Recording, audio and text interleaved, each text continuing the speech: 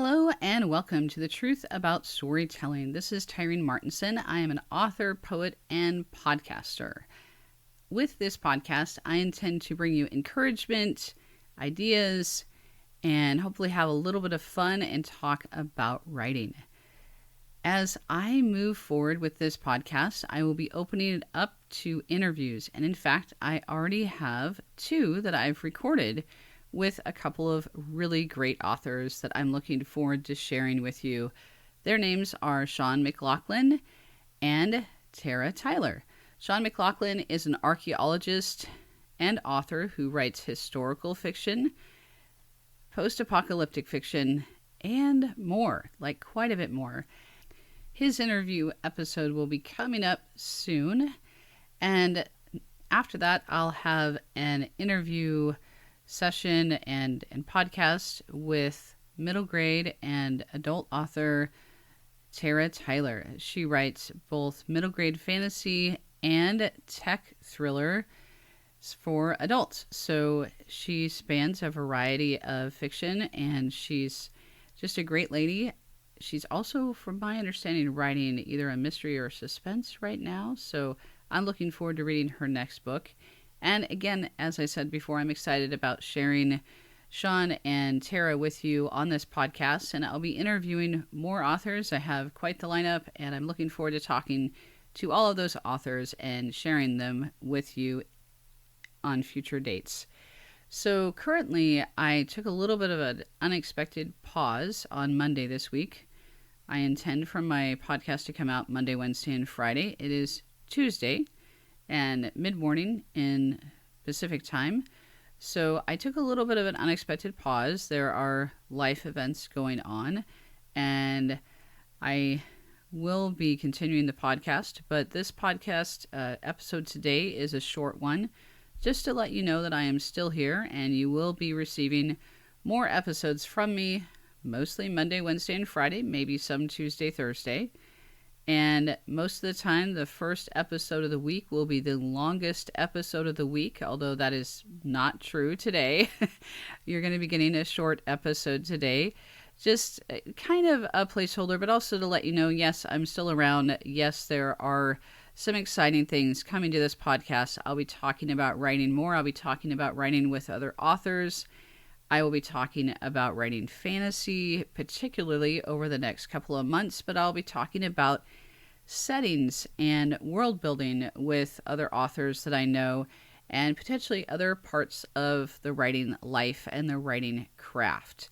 So again, I'm looking forward to bringing you all those interview episodes, as well as short episodes about writing prompts, and even some little fantasy legend and fact sessions. So I'll be talking about swords again, and I'll be talking about griffins, and I'll be talking about just different elements of storytelling that come into fantasy, sci-fi, and more, because I believe that some of the foundational elements for many of the stories that we share today, that we write today, are based on old legends and old fairy tales, myths that we have known through various cultures, and that kind of inform what we write today. Even if we're writing a murder mystery or a suspense thriller or even a nonfiction piece, I think some of those old stories kind of come back to life within our writing that we do today.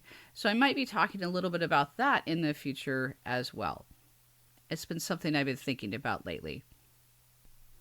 Today is merely a day to say hello, and yes, I'm still around, and to let you know that I do have exciting ideas coming up for this podcast. I have a full plan that goes all the way through April of next year, as long as I don't have as many bobbles like I had this week. And the bobble really did come from some life stuff going on, a little bit of extra stress, kind of a massive headache that I had yesterday and a little bit on Sunday. So it's health stuff, it's family stuff, it's just life stuff that kind of slowed me down this week. And I didn't have a whole bunch of episodes prepped in the tank or in the bank, really already prepped and ready to go. I was going through this transitionary period with the direction of the podcast with interviews and different things. And so I kind of slowed down on banking episodes ahead of time. And that's where we kind of got caught this week. So if you're listening to this and you're one of the people who's been listening since the beginning, and I've been talking about how I'm learning as I go, as I podcasting, you could say I've had a learning moment this week. And I'm thankful for it, actually. I'm really thankful to learn new things, even if some of the lessons I feel I'm learning are a little bit old. But I do think it's okay to push pause every once in a while on an ongoing work that we have going on, like a podcast or a website where we regularly post articles. I think it's okay to push pause for a short period of time. I just wish that I had planned this one a little bit more. So again, it was just a Monday pause, and I'm back up and going today. I will be banking some podcast episodes today, so they are ready to go, and we have podcasts going for the next month or two, all prepped and ready to go. I plan to get through a bank of episodes in the next couple of days. So I look forward to sharing all of that with you, and I'm thankful for your patience. I'm thankful for your listenership and for all the people who have encouraged me with this podcast. It means a great deal to me. I've had a lot of fun doing it. I'm going to continue having fun doing it. I do have life things going on too, as we all do. We all have life stuff. So we are definitely in October, and I know that I think the last couple of podcast episodes I shared, I think I recorded them in September, so I wasn't really kind of in the October mood, and I'm definitely more in an October mood now. And I don't really know how to describe that other than the fact that, yes, I actually do drink pumpkin spice lattes sometimes, and I do enjoy certain types of elements of the preparations for Halloween. I like pumpkins. I like carving pumpkins. I love eating freshly toasted pumpkin seeds. They're like one of my favorite parts of October. I love freshly toasted pumpkin seeds with just a little bit of salt. But my mom used to make them with Worcestershire sauce on them. I don't even know that I could say Worcestershire sauce. It's one of those words that trips me up with my speech. But I love eating freshly roasted pumpkin seeds. They're so good. I also enjoy some of the more Halloween-y type traditions. As a Christian, I have sometimes wrestled with what it means to, celebrate like some of the spookier parts of the Halloween traditions. Is that okay? Is it good? It's, am I, following my faith when I do that? And how do I do that? And then I think about the fact that there are Christian horror writers like Frank Peretti, and I think his books are brilliant. And I think there's an element of kind of horror type elements in some of the old fairy tales, which were often written by Christian writers. And they were often written because they were trying to point out a problem in society or with people. When you think about like Hansel and Gretel, there's some darkness in that story. And there's actually a lot in there that's about child abuse. And so they tackled some pretty tough topics in those fairy tales. And when you think about, there's so many different fairy tales from all over the world. One of the ones that I read about in the last 5 years, I think maybe last 10 years, is a fairy tale called She Wants Things. Like, that's the title, She Wants Things. And it's about this married couple, and I can't remember what the husband brings home. I'm not remembering the fairy tale exactly. I'm gonna actually look it up and read it to you on one of these upcoming episodes. But the husband brings something home, and it grants wishes, and the wife keeps wishing for more and more and more and more and more, and she wishes until they basically end up back where they were at the beginning. And I can't remember exactly how she gets there, but she keeps wanting things and wanting things and wanting things and wanting things. And it's this kind of grim fairy tale about selfishness. And you could, go into a critique of that story and say it's not right that it's the woman who wants things and not the man. I think either way, when we're faced with a character, man or woman, who exhibits such selfishness, we can look at that person and say, wow, that person's a villain. But we can also look at that person or that character in that story and go, oh, do I exhibit any of those behaviors? I hope not. And so I think sometimes stories, and especially fairy tales, can kind of hold up a mirror to our society and say, what are we doing here? Do we want to do this? And I think it could be a really healthy thing. I think it's great when it's subtle. I listened to an episode of the successful indie writer podcast today on YouTube by Craig Bartel, and he was talking about how subtle messaging is so powerful, and I just want to echo that and agree with that. I think that subtle messaging can be incredibly powerful in stories. It's a way that we can discuss things without arguing and without discussing things overtly. It can be done really subtly. And I'm not sure I'm as talented as the writers who do that well, but I want to become one of those writers who includes subtle ideas that are powerful in my stories. So one of the examples he used that I'm just going to mention here is Lieutenant Uhura in the original Star Trek series. There was some groundbreaking work they did on that show that was very meaningful to me as a kid from a multicultural, multiracial family. And I remember being thankful for it as a kid in the 70s.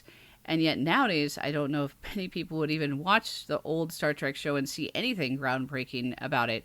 But at the time, there were definitely some groundbreaking messages being woven into the storyline in subtle ways that were incredibly powerful. And again, I want to be able to do that in my work. And so I think about that. How can I do it? And so, again, one of the many things I'm going to be talking about over the next 6 months is how we can weave in subtle ideas in our stories, or where we see it, and how we could study those examples and work toward that ourselves as writers and storytellers. At least that's something that I really want to do. And I would hope that if you're listening to this, that you're interested in that, doing that kind of thing too, or interested in hearing more about it. So again, thank you for listening today.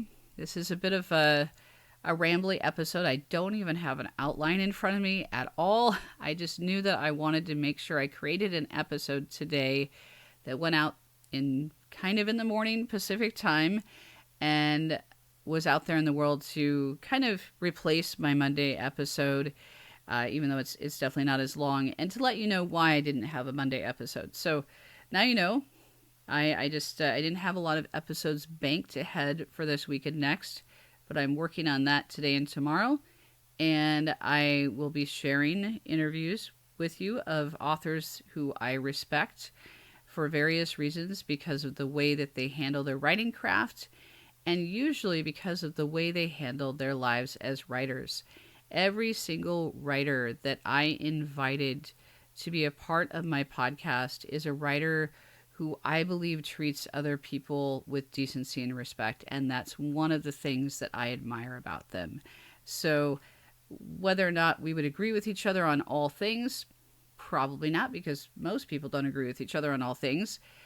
I tried to find writers who are respectful and kind and caring about their craft and about other writers. So that's the type of writer I'll be interviewing on this podcast. So thank you again for joining me today. I hope you stick around and listen to the next episode, which will have a little more meat to it, if you will. Maybe meat is not the right word, but a little more depth to it. So I have been trying to share a writing prompt every day. And again, like I said, I don't have a script in front of me at all, but we're going to go for it. A writing prompt for today. If you were going to step into a fairy tale forest, what creature would you think would have the most impact on you if you were a character? So maybe not you as a person. Maybe if your character were to step into a fairy tale forest, what creature would have the most impact on their journey? Would it be a wicked witch who lives in a gingerbread house? Would it be a kindly old woman who you share your lunch with?